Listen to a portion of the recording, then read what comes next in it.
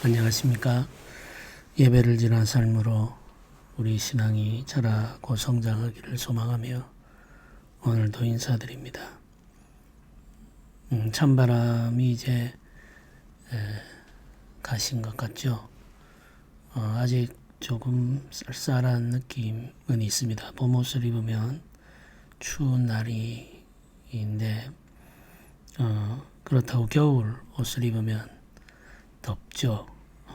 옷을 선택하기가 굉장히 망설여지는 계절입니다. 감기 조심해야 될 것 같습니다. 사경회를 앞두고 기도하면서 주의 은혜를 사모하게 됩니다. 말씀의 교회가 되고 성령의 교회가 되기를 소망하면서 기도하고 있습니다. 진리의 공동체인 교회가 되는 것이 얼마나 귀한 일인지 우리 시대를 생각하면 간절해지죠. 교회와 진리는 사실 분리할 수 없는 것인데 우리 시대에는 그것이 소망이 되어 있지 않나 이런 생각도 하게 됩니다. 오늘도 매일 성경으로 말씀을 묵상합니다. 요한복음 11장 47절부터 57절까지 말씀을 먼저 읽도록 하겠습니다. 이에 대제사장들과 바리새인들이 공회를 모으고 이르되 이 사람이 많은 표적을 행하니 우리가 어떻게 하겠느냐. 만일 그를 이대로 두면 모든 사람이 그를 믿을 것이요 그리고 로마인들이 와서 우리 땅과 민족을 빼앗아가리라 하니 그 중에 한 사람 그 해의 대제사장인 가야바가 그들에게 말하되 너희가 아무것도 알지 못하는도다. 한 사람이 백성을 위하여 죽어서 온 민족이 망하지 않게 되는 것이 너희에게 유익한 줄을 생각하지 아니하는도다 하였으니 이 말은 스스로 함이 아니요 그 해의 대제사장이므로 예수께서 그 민족을 위하시고 또 그 민족만 위할 뿐 아니라 흩어진 하나님의 자녀를 모아 하나가 되게 하기 위하여 죽으실 것을 미리 말함이러라. 이날부터는 그들이 예수를 죽이려고 모이하니라. 그러므로 예수께서 다시 유대인 가운데 드러나게 다니지 아니하시고 거기를 떠나 빈들 가까운 곳인 에브라임이라는 동네에 가서 제자들과 함께 거기 머무르시니라. 유대인의 유월절이 가까우매 많은 사람이 자기를 성결하게 하기 위하여 유월절 전에 시골에서 예루살렘으로 올라갔더니 그들이 예수를 찾으며 성전에 서서 서로 말하되 너희 생각에는 어떠하냐. 그가 명절에 오지 아니하겠느냐 하니 이는 대제사장들과 바리새인들이 누구든지 예수 있는 곳을 알거든 신고하여 잡게 하라 명령하였음이로라. 아멘. 오늘 우리가 읽은 이 말씀은 나사로가 다시 살아난 사건이 알려진 이후의 이야기죠. 나사로가 다시 살아나는 그 현장에 있었던 사람들 일부는 믿었고 일부는 신속하게 바리새인과 대제사장들에게 가서 그 소식을 전하게 됩니다. 이들은 권력을 가진 자들의 편에 서기를 선택한 거죠. 그리고 그들의 하수인이 되기로 결심한 사람들입니다. 그들로부터 소식을 전해 듣고 이들이 모였습니다. 대제사장들과 바리새인들이 공회를 모으고 이렇게 성경이 시작되죠. 이 공회는 산헤드린 공회입니다. 산헤드린 공회는 제사장들 그리고 바리새인들 그리고 백성들의 원로들 백성들 중에 신뢰받는 사람들 혹은 존경받는 사람들이라고 할 수 있겠죠. 성경은 장로들이라고 번역을 합니다. 이런 사람들로 구성이 되어 있습니다. 제사장들은 성전을 중심으로 권위를 행사하는 사람들이죠. 이들은 제사를 집례하면서 이스라엘 백성들의 신앙과 삶을 지도하는 역할을 합니다. 제사장들은 귀족들과 굉장히 가까운 관계를 맺고 있었습니다. 유대 지역의 중심인 예루살렘이 그들의 삶의 터전이기 때문에 그렇죠. 예루살렘 성전과 예루살렘 그 성을 중심으로 제사장들은 그들의 역할을 감당합니다. 그래서 예루살렘에 살고 있는 귀족들이 그들의 친구였죠. 그래서 제사장들과 이 귀족들이 한 무리를 이루어서 권력을 형성하고 있었습니다. 바리새인들은 거룩한 게 구별된 자들이라는 뜻을 가지고 있는 사람들이죠. 바벨론 포로 생활이 시작될 때부터 흩어져 살던 유대인들의 삶의 중심은 회당이 되죠. 성전은 파괴되었고 성전으로 갈 수도 없었기 때문에 이들은 회당 중심의 신앙생활과 체계를 만들게 됩니다. 이 회당 생활을 지도하는 사람들이 이후에 바리새인이라고 하는 이 분파를 형성하게 되죠. 회당은 백성들의 삶의 중심에 있었기 때문에 가난한 자들, 말하자면 서민들을 중심으로 바리새인들의 역할이 형성됩니다. 바리새인들은 율법을 지키며 살고자 하는 열심이 굉장히 컸죠. 이들은 율법을 연구하고 율법을 지키며 백성들에게 율법을 가르치는 일들을 해왔습니다. 회당에서 성경을 가르치는 일이 이들의 주된 업무였죠. 시간이 흐르면서 이 바리새인들이 회당 중심으로 율법을 가르칠 뿐만 아니라 서민들의 삶을 재판하고 판단하는 일도 하게 됩니다. 사내들인 공회는 이스라엘 백성들, 예수님 당시 유대 백성들 전체를 지도하고 또 재판하는 일을 했죠. 이 사내들인 공회를 구성하는 자들이 바로 대제사장들과 바리새인들, 대표적인 인물이죠. 그리고 백성들의 장로들이 포함되어 공회를 이루고 있습니다. 제사장들과 바리새인들이 공회를 소집합니다. 그리고 서로 말하죠. 이 사람이 많은 표적을 행하니 우리가 어떻게 하겠느냐. 만일 그를 그대로 두면 모든 사람이 그를 믿을 것이요. 그리고 로마인들이 와서 우리 땅과 민족을 빼앗아가리라. 이렇게 말을 했다고 성경이 기록을 하고 있습니다. 이 사람은 예수님을 말하죠. 이 사람이 많은 표적을 행하니 우리가 어떻게 하겠느냐. 이렇게 서로 묻습니다. 지금까지 기회가 있을 때마다 예수님에게 표적을 구했죠. 표적을 구하면 믿겠다고 말하기도 합니다. 이들은 은밀하게 자기들끼리 모여 있는 자리에서는 이 사람이 많은 표적을 행하고 있으니 어떻게 할까? 이렇게 묻습니다. 굉장히 이상한 말이죠. 공개된 장소에서 하는 말과 은밀한 곳에서 하는 말이 서로 다르다는 것을 우리가 알게 되죠. 공개된 장소에서는 표적을 보이라고 요구하는데 은밀히 자기들끼리 모여 있는 곳에서는 많은 표적을 행하니 우리가 어떻게 해야 되나 이렇게 묻습니다. 많은 표적을 행하신다면 예수님을 믿고 따르면 되죠. 그런데 이들은 예수님을 믿고 따를 마음은 없는 거죠. 예수님께서 많은 표적 행하시는 것이 매우 불편하고 또 불쾌한 겁니다. 이들이 예수님이 표적 행하시는 것, 특별히 죽은 나사로를 살리신 일을 듣고 불편해하고 불쾌하는 이유가 뭘까요?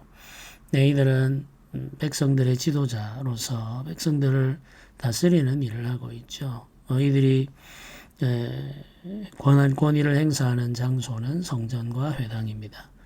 그런데 예수님께서 많은 사람들에게 표적을 행하시면서 그들에게 은혜를 베푸시고 또 많은 사람들은 예수님을 믿고 따르려고 합니다. 예수님께서 권위를 행사하시는 장소는 빈들인 경우가 많죠. 사람들은 예수님에게로 몰려갑니다. 성전과 회당이 버려질 위기에 놓여 있는 거죠. 그래서 제사장들과 바리새인들은 예수께서 표적 행하시는 것이 불편하고 또 불쾌한 거죠. 그들이 가지고 있는 지도력, 권위, 권력이 흔들리거나 위태로워질 것을 염려하고 있는 겁니다. 그래서 어떻게 해야 되냐?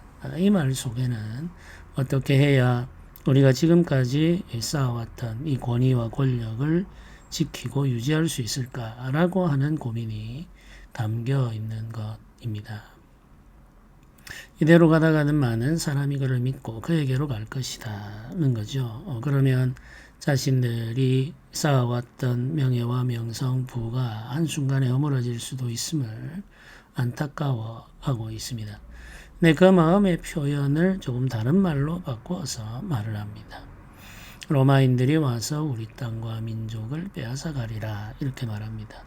근데 사실 이미 유대는 로마의 지배를 받고 있죠. 유대를 다스리는 사람은 로마의 총독입니다. 로마인이죠. 사마리아와 갈릴리 이 지역을 다스리는 사람은 로마가 임명한 분봉왕이죠. 그러니까 실제로 지금 이들은 이미 로마에게 땅을 빼앗겼고 민족을 빼앗겼습니다.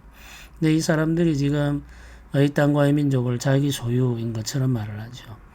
실상 이들은 그들이 살고 있는 땅과 민족을 자기 소유라고 생각하고 또 그렇게 권력을 행사하고 있습니다. 지배자가 누구냐 하는 것은 중요하지가 않은 거죠.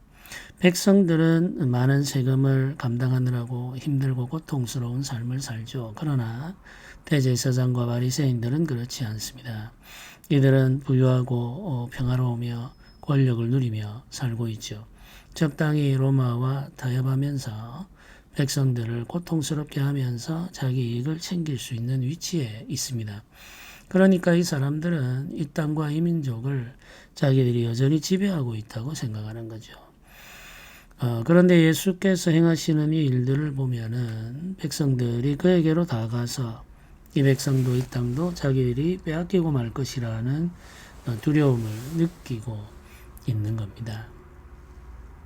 이들이 염려하는 대로 백성들이 예수님과 함께 이스라엘의 해방을 이루기 위해 일한다면 로마가 다시 군대를 몰고 올 수도 있겠죠.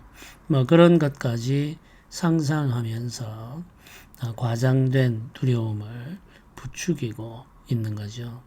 사실 이들이 염려하는 것은 자신들이 누리고 있는 권력과 부가 위태로워지는 것이죠. 이익을 빼앗기는 것을 이들은 가장 두려워합니다. 이런 마음을 감추지 않죠. 자기들끼리 모여 있을 때는 이런 마음을 감추지 않고 표현합니다.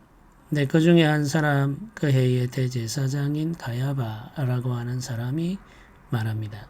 너희가 아무것도 알지 못하는도다. 한 사람이 백성을 위하여 죽어서 온 민족이 망하지 않게 되는 것이 너희에게 유익한 줄을 생각하지 아니하는도다. 이렇게 말합니다. 이 말을 쉽게 풀어 말하면은 모든 민족, 우리가 모두 다 위태로워지는 것보다는 한 사람이 대신하여 죽는 게 낫지 않느냐 이 말이죠. 그러니까 우리 모두 위태로워지기 전에 예수를 죽이자. 그것이 선한 일이다. 이렇게 지금 말을 하고 있는 겁니다. 네, 이 말을 성경은 기록하고 난 이후에 이어서 이렇게 말합니다. 이 말은 스스로 함이 아니요 그 해의 대제사장이므로 예수께서 그 민족을 위하시고 또 그 민족만 위할 뿐 아니라 터진 하나님의 자녀를 모아 하나가 되게 하기 위하여 죽으실 것을 미리 말함이라 이렇게 말합니다. 미리 말한다는 것이 이제 예언이죠. 예고입니다. 가야바는 자기 욕심에 이끌려서 이런 말을 하고 있죠. 그런데 사실은 이 말은 하나님께서 그의 입에 넣어주신 말이라는 겁니다. 예수 그리스도께서 당하실 고난을 미리 말하도록 하신 거죠. 이중적인 의미를 갖고 있습니다. 가야바의 입을 통해서 나온 이 예언적 말씀은 하나님의 뜻이면서 동시에 가야바의 욕심을 표현하는 말이죠. 하나님께서는 이런 방식으로 일하실 때가 있습니다. 악인을 사용하셔서 하나님의 뜻을 이루시죠. 악인이 가지고 있는 악한 의도, 그 악한 의도를 사용하셔서 하나님의 뜻을 이루시는 분이 하나님이십니다. 예수님을 십자가에 달아 죽인 자들은 모두 악한 뜻을 가지고 행했죠. 네, 하나님께서는 그들의 악한 뜻도 사용하셔서 하나님의 구원을 이루시는 겁니다. 하나님의 뜻을 이루는 길은 두 가지입니다. 하나는 믿고 순종함으로 하나님의 뜻을 이루는 거죠. 경건한 사람들은 믿고 순종함으로 하나님의 뜻을 이루어 왔습니다. 그런데 믿고 순종하는 사람들만 하나님의 뜻을 이루는 것은 아닙니다. 악인들은 자기 욕심을 위하여 일하죠. 그런데 악인들이 자기 욕심을 위하여 일할 때 하나님께서 그들을 사용하셔서 하나님의 뜻을 이루기도 하십니다. 하나님께서 하나님의 뜻을 이루어가는 두 가지 아주 보편적인 방법이죠. 우리가 하나님의 뜻을 이루며 살기를 소망할 때 우리는 믿고 순종함으로 하나님의 뜻을 이루기를 소망해야 됩니다. 악한 마음을 가지고 우리 욕심을 따라 행하는 중에 하나님의 뜻을 이룰 수 있죠. 그러나 그것은 우리에게 복이 되지 않습니다. 우리의 삶은 복이 되어야겠죠. 믿고 순종함으로 하나님의 뜻을 이루면 복이 됩니다. 그래서 우리가 하나님의 뜻을 이룰 때 복이 되는 방식으로 하나님의 뜻을 이루기를 소망해야 되겠습니다. 이것이 평생에 우리의 기도가 되어야 되겠죠. 좋지 않은 방법으로 하나님의 뜻을 이루는 도구로 쓰임받지 않도록 늘 기도하면서 하나님의 은혜를 구해야 됩니다. 어떻게 해서든지 하나님의 뜻만 이루어지면 된다라고 생각하면 안 되겠죠. 우리가 믿고 순종함으로 하나님의 뜻을 이루어가는 것이 우리에게 좋은 일이며 우리에게 복된 일입니다. 악한 방법, 악한 도구로 우리가 쓰이는 것은 우리에게 복이 아니죠. 악인들이 자기 욕심을 따라서 하나님의 뜻을 이루게 되면 이후에 반드시 심판을 받게 됩니다. 하나님의 뜻을 이루었는데 왜 심판을 받는가? 이런 질문을 할 수도 있겠죠. 그러나 그들은 그 욕심에 취하여서 자기 욕심을 이루려고 일했기 때문에 그 대가를 반드시 지불하게 되어 있습니다. 그러니 우리는 믿고 순종함으로 하나님의 뜻 이루기를 소망하면서 살아야 되겠죠. 이날부터 공회 회원들이 본격적으로 예수님을 죽일 계획을 세우게 됩니다. 모의를 했다. 이렇게 성경이 기록하죠. 예수님을 죽이려고 모의했다. 본격적으로 예수님을 죽일 계획을 세우고 어떻게 예수님을 죽일까를 함께 의논하기 시작한 거죠. 자신들의 권력을 지키기 위해서, 자신들의 이익을 지키기 위해서 일하는 자들의 모습입니다. 종교가 타락하게 되면 나타나는 현상이 바로 이런 거죠. 종교를 경건의 도구로 사용하는 것이 아니라 이익의 도구로 사용하는 자들이 등장합니다. 특별히 교사들, 지도자들을 눈여겨볼 필요가 있습니다. 종교의 교사들, 지도자들이 자기 이익을 위하여 일하고 있다면 그 종교는 부패하고 타락한 것이라고 규정을 해야 되겠죠. 교회에서도 이런 일들이 많이 일어났습니다. 교회 역사 속에서도 이런 일들이 많이 일어났죠. 교회의 교사들, 목회자들이 경건을 위하여 일하고 가르치는 것이 아니라 자기 이익을 위하여 가르치며 일합니다. 모든 것은 자기 이익을 위한 도구이며 수단인 거죠. 설교도 이익의 도구가 될 수 있습니다. 자기 이익의 도구가 될 수 있죠. 사람들의 귀를 즐겁게 하고 많은 사람들을 모으고 그들의 돈을 헌금하게 만들고 그렇게 해서 자기의 이익을 더 크게 만드는 것. 이것이 부패한 종교, 부패한 교회에서 흔하게 나타나는 모습이죠. 우리가 두려워하고 경계해야 할 일입니다. 이 시대의 대제사장 바리새인들은 신앙을 자기 이익의 도구로 삼았던 사람들이죠. 오늘날 교회가 이런 상황에 놓이지 않도록 깨어서 항상 기도하면서 참된 경건을 추구하는 교회를 세워가야 되겠습니다. 공회 회원들이 예수님을 죽이려고 구체적으로 계획을 하기 시작하자 예수님께서 빈들로 가셨다. 이렇게 기록하죠. 빈들 가까운 곳 에브라임이라는 동네에 가서 제자들과 함께 머뭅니다. 유월절이 또 가까워지죠. 사람들이 정결하게 하기 위하여 유월절 전에 예루살렘으로 올라옵니다. 이 사람들은 절기를 지키려고 왔고 또 절기를 지키기 위해서 정결 의식을 행하기 위해서 왔습니다. 성결함을 사모하는 마음이 그들에게 있다는 말이죠. 이 백성들이 가지고 있는 하나님에 대한 마음 또 열심을 느낄 수 있는 표현들입니다. 여전히 율법을 지키려고 하고 율법을 따라서 하나님께 제사를 드리려고 하고 성결하게 자신을 지켜서 하나님께 드리는 이 제사가 받아들여지기를 원하는 이런 마음을 느끼게 되죠. 이런 마음을 가지고 살아가고 있는 사람들이 여전히 있습니다. 그러나 그들의 신앙을 지도하고 있는 교사들이 부패하고 타락했기 때문에 이들이 드리는 제사가 온전히 하나님께 연락될 리는 없죠. 굉장히 불행한 상황이라고 할 수가 있겠습니다. 이 사람들이 예수님을 찾죠. 성전에서 예수께서 오실까 서로 의논하기도 합니다. 이런 이야기를 하는 이유는 이미 산헤드린 공회가 예수님 있는 곳을 알리라고 명령을 했기 때문이죠. 공회는 예수님을 잡으려 하고 사람들은 예수님을 궁금히 여기며 그를 보고자 합니다. 성결하기를 원하며 하나님께 온전한 제사를 드리기를 원하는 자들도 있죠. 이들의 신앙이 하나님께 온전히 나아가지 못하는 이유는 그들을 지도하는 교사들이 부패하고 타락했기 때문입니다. 교사들의 역할이 얼마나 중요한가 하는 것을 오늘 말씀을 통해서 우리가 발견하게 됩니다.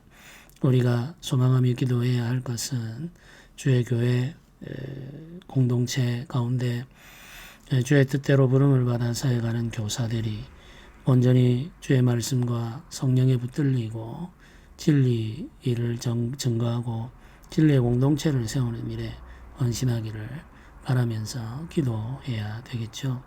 이 기도가 우리의 가장 중요한 기도 중에 하나가 되어야만 하겠습니다.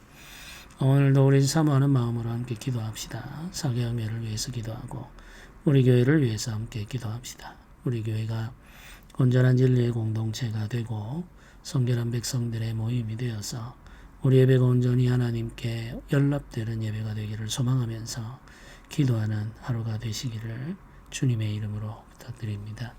같이 기도드리겠습니다. 은혜로우신 하나님 아버지 감사합니다. 주께서 우리에게 베풀어 주신 은혜가 있음을 기억하며 그 은혜에 의지하여 오늘도 살기를 원합니다. 우리가 믿고 순종함으로 주의 뜻을 이루기를 원합니다.